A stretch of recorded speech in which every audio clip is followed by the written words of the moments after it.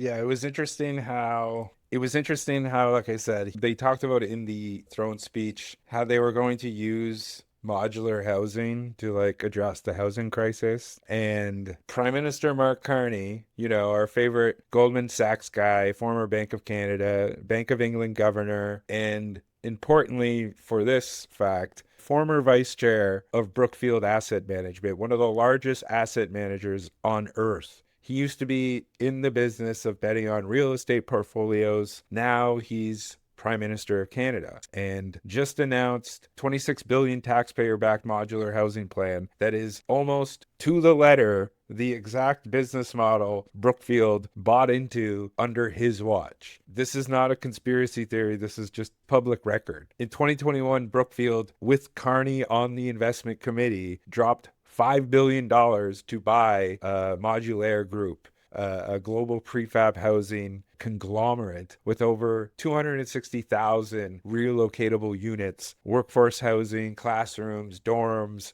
scattered across over 25 countries. And the pitch for modular was very simple. Modular is faster, greener, it's more flexible, and Carney is sold as ESG with dividends. And now in 2025, with Carney holding a certain amount of stock options in Brookfield, his government is pushing a national prefab strategy that could massively inflate the value of assets like modular. And it's not subtle. The government's Build Canada Homes plan, basically a crown buyer for prefab units, includes bulk purchase guarantees, $25 billion in cheap loans, and regulatory reforms to grease the skids of these modular builders. And the people who profit from that are private factory owners, Brookfield included. And it's the same business model. It's literally the same business model. It's just now backed by public money and public risk. When Carney was in the private sector, Carney bought the cow. Now that he's in the office,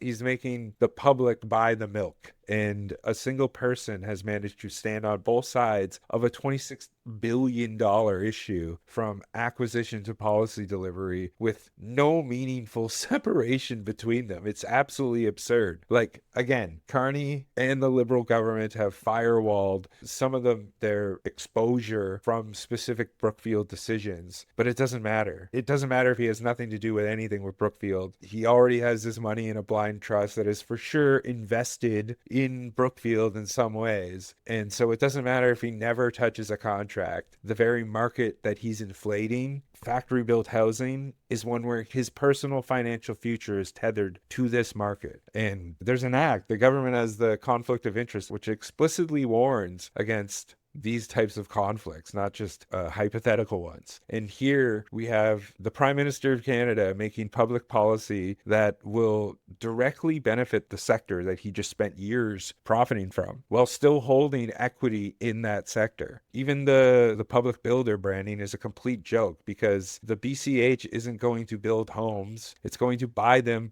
from private companies. It's not a return to that glorious post-war housing plan. It's a corporate procurement funnel dressed up in nation building rhetoric. That's what it is. It's revolving door governance at its most brazen. That's what it is. Use your credentials to make private bets, then return to public life and write checks that make those bets completely off. It's not a contradiction. It's the business model. That's what it is.